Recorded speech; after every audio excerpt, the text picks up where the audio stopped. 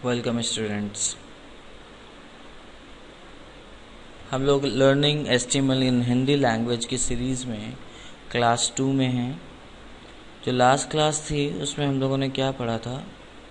उसमें हम लोगों ने पढ़ा था कि HTML क्या होता है, व्हाट इज़ HTML। हम लोगों ने पढ़ा था कि इसके पार्ट्स क्या होते हैं, कोडिंग इसकी कैसे करते हैं,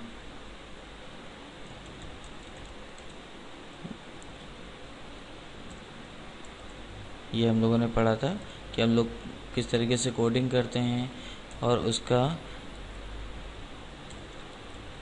वेब ब्राउज़र पर प्रीव्यू कैसे देखते हैं। ठीक, आज हम लोग सीखेंगे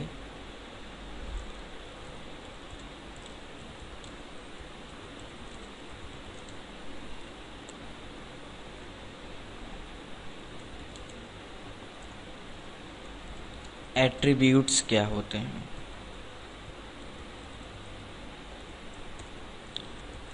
उनको हम लोग इस्तेमाल कैसे करते हैं,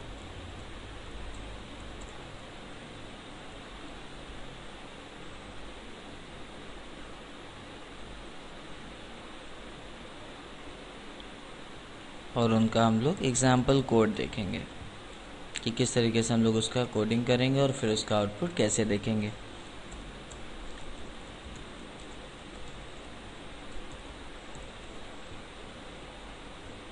चलिए आगे चलते हैं।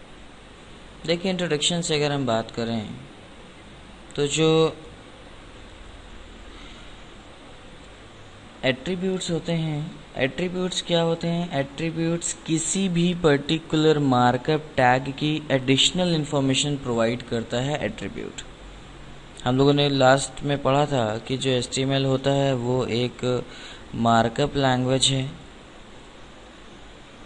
HTML जो है वो एक मार्कअप लैंग्वेज है और इसके अंदर जितना भी काम होता है ऑल वो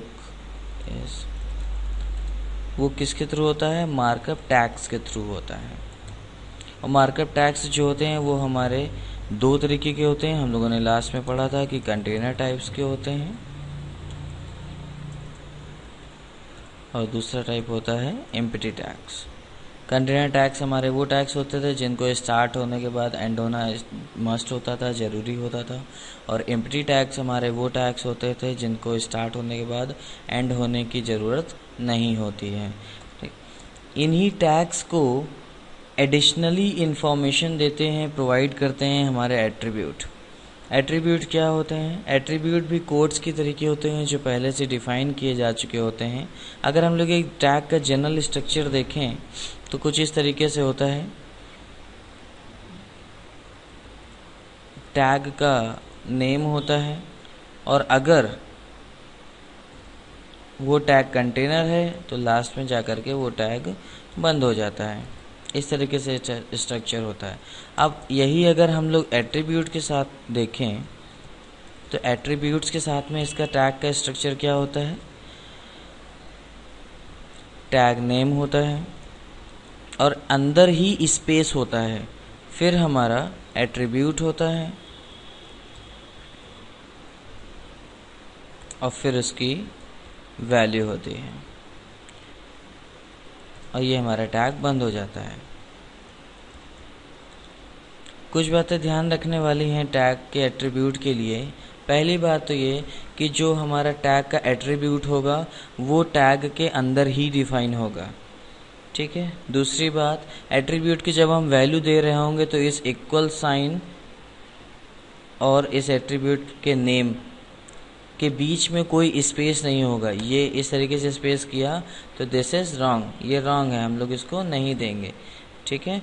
और वैल्यू हम लोग यहाँ पर प्रोवाइड करेंगे।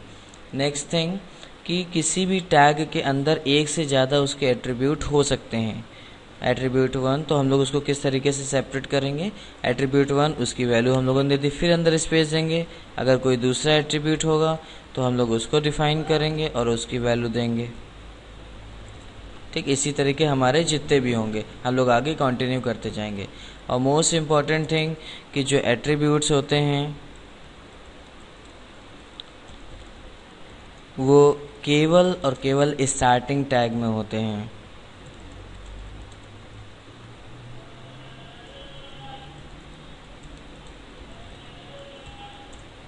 ठीक है, और हर टैग के अपने पर्सनल एट्रीब्यूट्स होते हैं। एट्रीब्यूट का रियल मीनिंग भी हिंदी में गुण होता है, मतलब वैल्यूज़। हर टैग के अपने खुद के एट्रीब्यूट्स हैं जो कि उस टैग के बिहेवियर को प्रभावित करते हैं, बिहेवियर को इफ़ेक्ट डालते हैं बिहेवियर पे, और उस टैग से रिलेटेड एडिशनल इन्फॉर्मेशन प्रोवाइड करते हैं।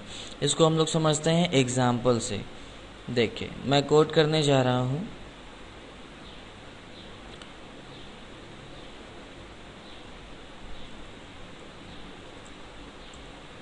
HTML की कोडिंग के लिए मैंने आपको बताया था कि जब कभी भी HTML की कोडिंग स्टार्ट करते हैं तो पहली बात तो HTML कोई केस सेंसिटिव लैंग्वेज नहीं है, तो हम लोग स्मॉल या कैपिटल किसी भी तरीके से टैग्स को लिख सकते हैं। HTML एक मेन टैग होता है, एक कंटेनर होता है, इसी के अंदर हम लोग सारे टैग्स मेनली डिफाइन करते हैं। Head and body tag.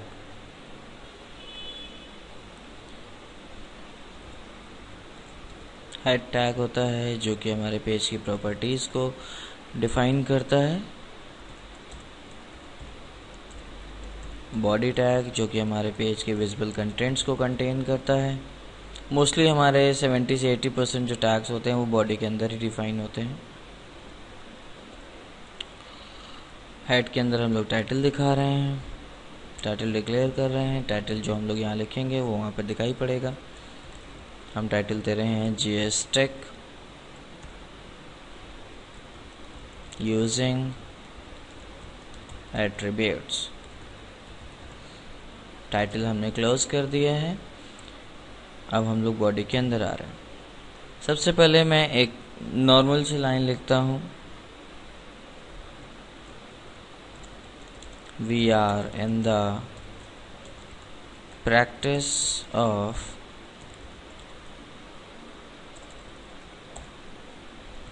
HTML। मैंने सिंपल सी लाइन लिखी, फाइल पे गया, सेव किया इसको किसी पर्टिकुलर लोकेशन, मान लीजिए मैंने डेस्कटॉप पर ही इसको सेव कर दिया है। सेव एज टाइप में ऑल फाइल्स ले लिया, और फाइल का नाम देते समय मैंने इसको दिया है नाम ATT अंडरस्कोर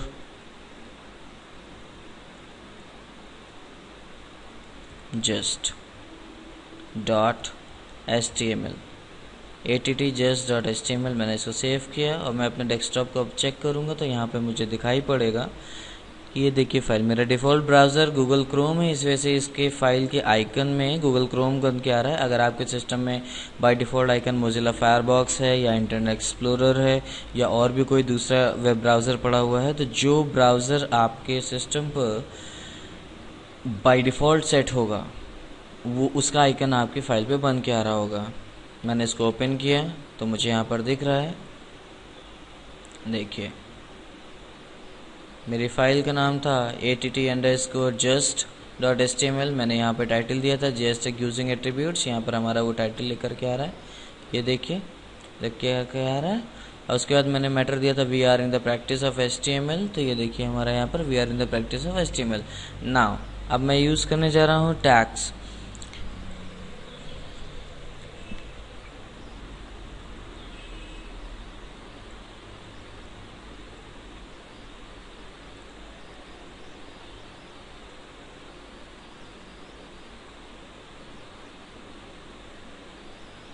देखिए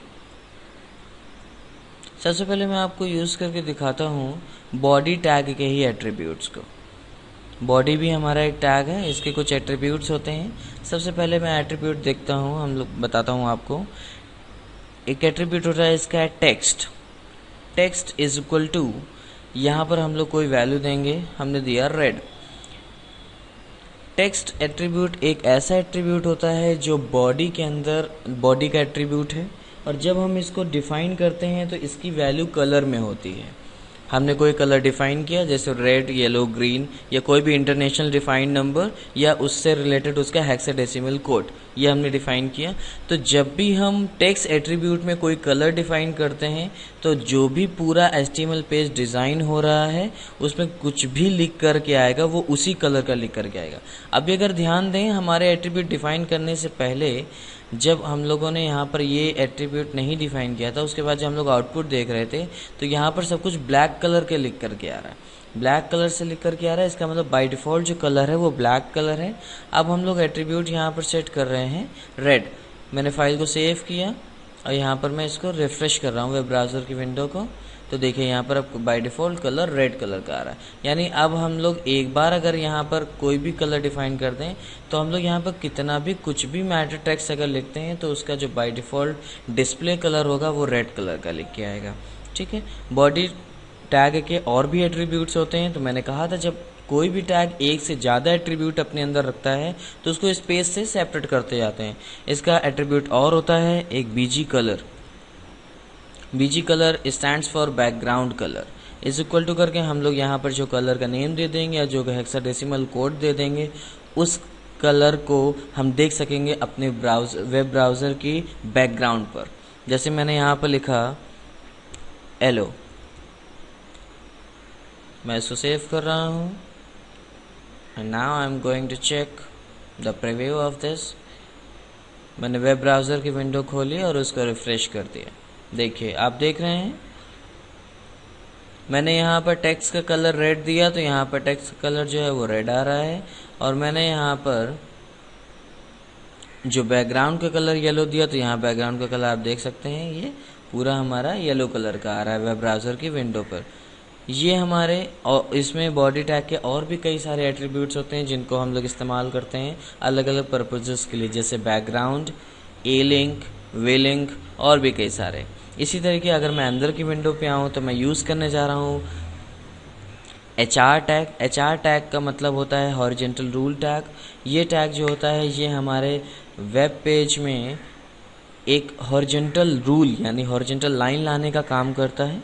अब मैं इसके बाद लिख रहा हूँ कुछ भी, जैसे this is the text after the horizontal rule. मैंने इसको फाइल को सेव किया, मैंने रिफ्रेश किया, यहाँ पे देखिए लाइन बन के आ गई और यहाँ पर this is the text after the horizontal rule. By default ये रेड कलर का आ रहा है क्योंकि हम लोगों ने बॉडी के अंदर टेक्स्ट एट्रीब्यूट की वैल्यू जो थी वो रेड दे रखी है। अब मैं इसी के एट्रीब्यूट्स में चेंज करूँगा HR टैग के। HR एक सिंगुलर टैग होता है या एम्प्टी टैग होता है।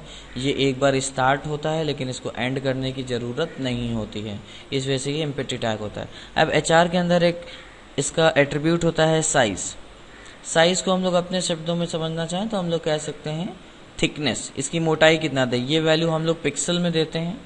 मैंने इसकी वैल्यू दी 5, यानी इसकी जो इस हॉरिजॉन्टल रूल की जो थिकनेस होगी, मोटाई होगी, वो होगी 5 पिक्सल। मैंने सेव किया, इसको ब्राउज़र विंडो रिफ्रेश किया तो आप अगर ध्यान से देखिए पहले जो इसकी थिकनेस थी उससे थोड़ी सी बढ़ गई है।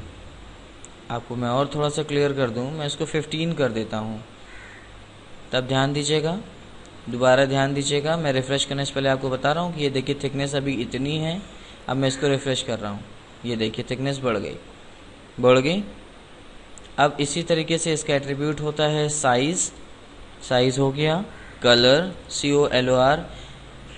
इंडियन स्टूडेंट्स कंफ्यूज मत होइएगा, चूँकि अमेरिकन एक्सेंट में कलर की स्पेलिंग COLOR होती है, हमारे एक्सेंट में COLOUR होती है। आपको यहाँ पर यूज़ करनी है COLOR स्पेलिंग। यहाँ पर मैं कलर देने जा रहा हूँ ब्लू। तो अब हमारी जो इसका मतलब क्या हुआ, एक हॉरिजॉन्टल लाइन आनी है जिसकी थिकनेस 15 पिक्सल होगी और उसके कलर ब्लू होगा। मैंने Ctrl+S से फाइल को सेव किया और यहाँ पर आके उसको रिफ़्रेश किया। देखिए हमारी जो हॉरिजॉन्टल रूल थी वो ब्लू कलर की हो गई। इसी तरीके से इसके और भी कई सारे एट्रीब्यूट्स हैं, जैसे हम लोग इसकी विड्थ कम कर सकते हैं। मैं इसका साइज़ ज़रा 15 से 5 कर रहा हूँ। It's looking very odd. Width equal to हम लोग परसेंट में दे सकते हैं या पिक्सल में दे सकते हैं। विड्थ मान लीजिए मैंने दिया 50%, तो 50% का साइन लगाइए और उसके बाद इसको सेव किया मैंने, Ctrl+S, ब्राउज़र विंडो आकर के रिफ़्रेश करी तो देखिए ये 50% हो गई। अब आपने देखा कि ऑटोमेटिकली बीच में आ गई, क्योंकि जो सेंट्रल लाइन होती है वो वेब ब्राउज़र का जो हॉरिजॉन्टल रूल जो हम लोग इस्तेमाल करते हैं, तो बाय डिफ़ॉल्ट जो अलाइनमेंट होता है वो सेंटर होता है। हम ये अलाइनमेंट यहाँ पर अलाइन टैग से सेट भी कर सकते हैं। ALIGN is equal to value left, इसकी वैल्यू होती है लेफ़्ट या राइट या सेंटर। बाय डिफ़ॉल्ट सेंटर होती है। बाय डिफ़ॉल्ट सेंटर का मतलब अगर हम कोई अलाइनमेंट नहीं देते हैं तो इसमें पहले से लाइन सेंटर लाइन हो करके आएगी। मैंने लेफ़्ट दे दिया है, इसका मतलब अब यहाँ पर लेफ़्ट दिखाई पड़ेगी। देखिए इसी तरीके से आप देख रहे हैं कि यहाँ पर टैग्स हैं। HR टैग मैंने इस्तेमाल किया, उसके कई सारे एट्रीब्यूट हैं, उन सारे एट्रीब्यूट को मैं स्पेस करके सेपरेट करता जा रहा हूँ। इसी तरीके से और कई सारे एट्रीब्यूट्स हैं, कई सारे टैग्स हैं जिनके बहुत सारे एट्रीब्यूट्स हैं। हर टैग के एट्रीब्यूट पर्सनल अलग होते हैं। इस तरीके से हम लोग एट्रीब्यूट्स का इस्तेमाल करके एडिशनली इफ़ेक्टिव बना सकते हैं अपने टैग्स को, और हर टैग के अपने पर्सनल एट्रीब्यूट्स होते हैं। और टैग्स आपको मैं दोबारा रिवाइज कर दूं कि जो attributes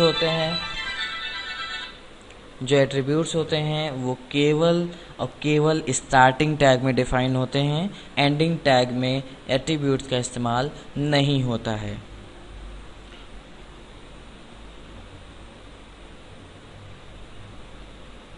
thanks for the class. आज की क्लास में हम लोगों ने एट्रीब्यूट्स के बारे में सीखा। फिर भी आप लोग इससे ज़्यादा इन्फॉर्मेशन चाहते हैं या और कुछ मुझसे क्वेरी करना चाहते हैं तो मुझे आप ईमेल कर सकते हैं